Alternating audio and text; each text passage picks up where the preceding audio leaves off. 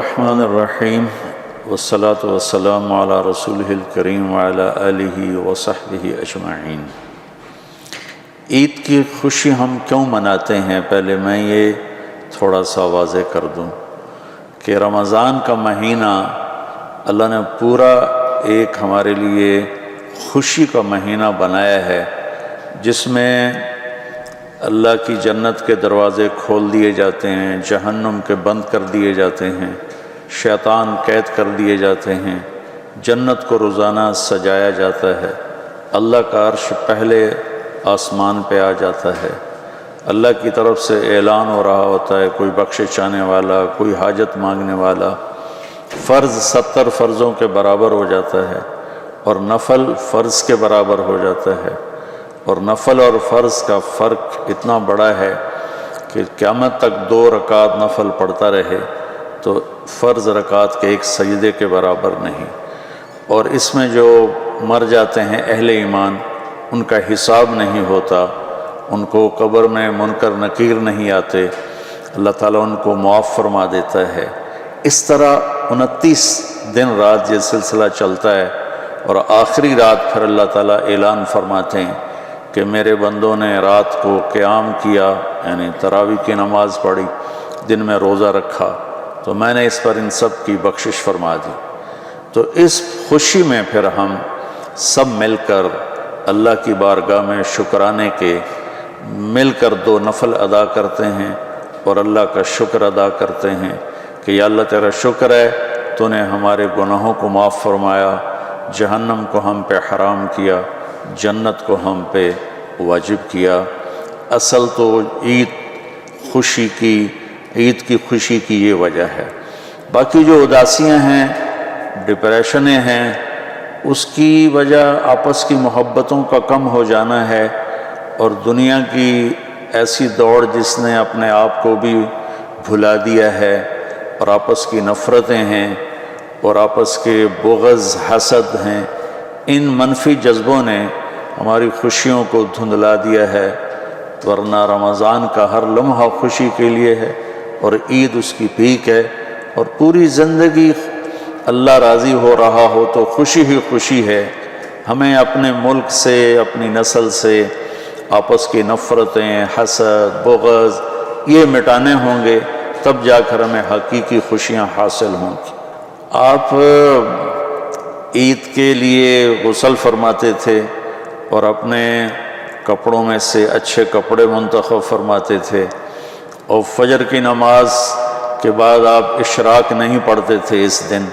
باقی آپ کی ساری زندگی کا معمول تھا کہ فجر کے بعد آپ اشراق پڑھتے تھے، لیکن اس دن آپ اشراق نہیں پڑھتے تھے۔ غسل فرما کے پھر کچھ کھا کے، کوئی میٹھی چیز، کھجور ہی عام طور پر ہوتی تھی، کھجور کھا کے پھر آپ عیدگاہ کی طرف تشریف لے جاتے تھے، اور پہلے نماز پڑھاتے تھے، پھر خطبہ ہوتا تھا، اور اس کے بعد جس راستے سے آپ جاتے تھے اس راستے کو چھوڑ کر پھر اور راستے سے گھر واپس آتے تھے، پھر وفود سے ملاقات کرتے تھے، سرداروں سے، صحابہ سے ملاقات کرتے تھے، اس میں کچھ کھانوں کا اہتمام بھی ہوتا تھا۔ اس طرح ایک عام روٹین کی عید ہوتی تھی آپ کی، ملاقاتیں کرنا، کھانوں میں جانا اور اچھے کپڑے پہننا، سب کو خوشی سے ملنا۔ یہ عید الفطر پر آپ کا یہ معمول تھا۔ اسلام جاوید بھائی 2 چیزوں کا مجموعہ ہے، ایک اللہ کا حق ہے جو عبادات کی شکل میں ہے، اور ایک اللہ کے بندوں کا حق ہے جو اخلاقیات اور معاملات اور معاشرت کی شکل میں ہے۔ یہ دونوں کمپلسری پیپر ہیں، دونوں لازمی پیپر ہیں، ان دونوں میں پاس ہونا ضروری ہے۔ میری نماز اچھی ہے لیکن میری دکان پہ جھوٹ ہے، تو نماز اس جھوٹ کی کمی کو پورا نہیں کر سکے گی۔ میری دکان پہ سچ ہے لیکن میں نماز نہیں پڑھتا، تو میرا یہ سچ بولنا میرے نماز کی کمی کو پورا نہیں کر سکتا۔ اللہ کے نبی نے دنیا سے جاتے ہوئے 2 لفظوں میں سارا دین بتا دیا تھا۔ جب آپ کے جانے کا وقت قریب تھا تو آپ 2 لفظ دہرا رہے تھے، الصلاۃ وما ملکت ایمانکم، میری امت میرے بعد ایک نماز نہ چھوڑنا، اور ایک امت کے غریب مسکین لوگوں سے، نوکر غلاموں سے اچھا سلوک کرنا، یہ دو الگ الگ ڈیمانڈ ہیں۔ جیسے پانی پینے سے روٹی کی کمی پوری نہیں ہو سکتی اور روٹی کھانے سے پانی کی کمی پوری نہیں ہو سکتی، یہ دونوں الگ چیزیں ہیں۔ اخلاق کو عبادت کی کمی پر نہیں کر سکتی، اور عبادت کی کمی اخلاق کو اور اخلاق کی کمی کو عبادت پورا نہیں کر سکتی۔ ان دونوں چیزوں میں پاس ہونا ضروری ہے، تب جا کر ایک معتدل معاشرہ وجود میں آتا ہے۔ پوری امت اس چیز کا شکار ہے، چونکہ جب بددیانتی اور جھوٹ اور ظلم عام ہو جاتا ہے تو پھر اس میں پورا معاشرہ ہی گناہگار اور مجرم بن جاتا ہے، صرف حکمرانوں کی بات نہیں رہتی۔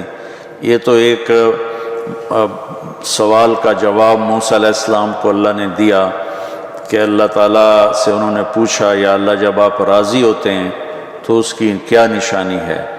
تو اللہ تعالیٰ نے فرمایا کہ میں بارشیں موقع پر دیتا ہوں، حکومت سمجھداروں کو دیتا ہوں، پیسہ میں سخیوں کو دیتا ہوں۔ تو پھر انہوں نے پوچھا جب آپ ناراض ہوتے ہیں تو اس کی کیا نشانی ہے؟ تو آپ نے فرمایا، اللہ تعالیٰ نے فرمایا کہ بارشیں بے موقع کرتا ہوں، حکومت نااہلوں کو دیتا ہوں، اور پیسہ میں بخیلوں کو دیتا ہوں۔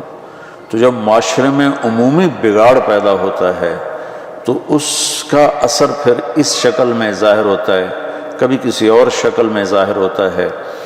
اس چیز کے مجرم نہ صرف حکمران ہیں، نہ صرف بخیل لوگ ہیں، بلکہ تمام طبقات امت کی اجتماعی کوتاہی میں یہ حالات اللہ کی طرف سے پیدا ہوتے ہیں۔ اس میں ہم سارے ہی ایک دوسرے کو مجرم ٹھہرانے کی بجائے اپنے اپنے گریبانوں میں جھانک کر دیکھیں کہ تجھے کیوں فکر ہے اے گل دلے صد چاک بلبل کی، تو اپنے پیرہن کے چاک تو پہلے رفو کر لے، وفی انفسکم افلا تبصرون۔ ہر آدمی اپنے عیب دیکھے، اپنی کمیاں دیکھے اور انہیں دور کرنے کی وہ کوشش کرے، تو پھر ایک خوبصورت معاشرہ تشکیل پا سکتا ہے۔ کہ میں اس عید کے خوشی کے موقع پر اپنی قوم سے ہاتھ جوڑ کے اپیل کروں گا کہ جھوٹ بولنا چھوڑ دیں، دھوکہ دینا چھوڑ دیں اور ظلم کرنا چھوڑ دیں۔ مذہبی نفرت نے ہمیں تباہ کر دیا، سیاسی نفرت نے ہمیں تباہ کر دیا، صوبائی قومی نفرت نے ہمیں تباہ کر دیا، آپس کی رنجشوں کی نفرت نے ہمیں تباہ کر دیا۔ میں ساری قوم کے سامنے جھولی پھیلا کر چاروں صوبوں کے رہنے والوں سے اور ہر مکتب فکر سے متعلق اہل ایمان سے یہ درخواست کرتا ہوں کہ آئیں ہم سچائی کو اپنا ساتھی بنائیں اور دیانتداری سے اپنے آپ کو آراستہ کریں اور انصاف کا ساتھ دیں، نہ ظالم بنیں نہ ظالم کا ساتھ دیں۔ ایک حدیث سنا کے بات ختم کرتے ہیں۔ میرے نبی وضو فرما رہے تھے تو صحابہ آپ کے وضو کا پانی گرنے نہیں دے رہے تھے، نیچے سے لے کر کوئی پی رہا تھا، کوئی منہ پہ مل رہا تھا۔ تو آپ نے فرمایا ما یحملکم علی ھذا، یہ کیا کر رہے ہو؟ وہ کہنے لگے یا رسول اللہ، اللہ اس کے رسول کی محبت میں کر رہے ہیں۔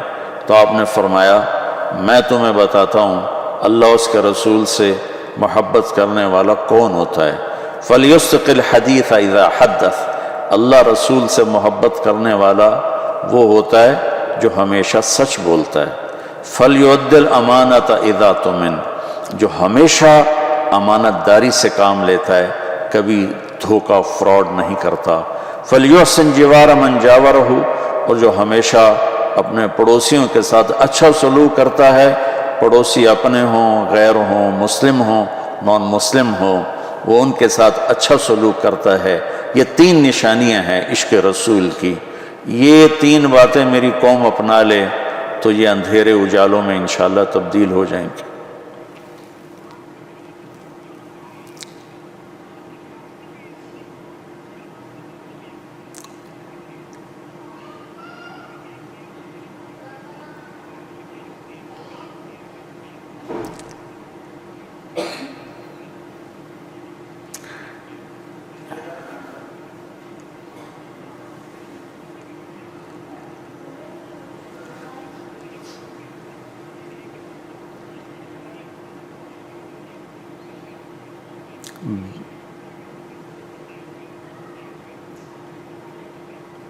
بل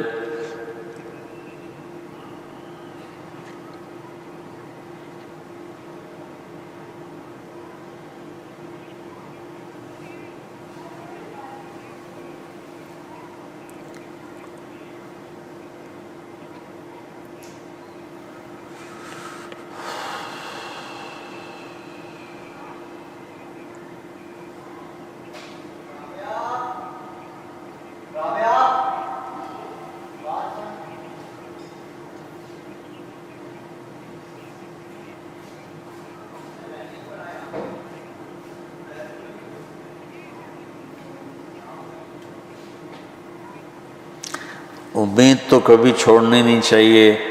جیسے دیکھیں مریض کے ساتھ ڈاکٹر آخری حد تک جان مارتا ہے، اس کی جان بچانے کی کوشش کرتا ہے، پھر باقی جس کے نصیب میں موت ہوتی ہے وہ مر جاتا ہے، لیکن ڈاکٹر کبھی بھی اس وجہ سے نہیں چھوڑ دیتا کہ یہ مر جائے گا. تو ہم اللہ کی رحمت سے بالکل نا امید نہ ہوں، مایوس نہ ہوں. مجھے اللہ کی ذات سے بہت امید ہے. ہمارا جو اس وقت قائد ہے، اسے سیاسی بیان نہ سمجھا جائے اللہ کے واسطے. میں ایک پاکستان کا شہری ہونے کی حیثیت سے اپنا تجزیہ پیش کر رہا ہوں. غلط بھی ہو سکتا ہے، صحیح بھی ہو سکتا ہے. وہ بہت مخلص محنتی آدمی ہے. تو مجھے اللہ کی ذات سے امید ہے اگر ہم سب مل کر ساتھ دیں سچائی کا، دیانتداری کا، انصاف کا، اور آپس کی نفرتوں کو مٹا دیں، تو انشاءاللہ ضرور صبح ہوگی. کوئی وجہ ہی نہیں کہ صبح نہ ہو.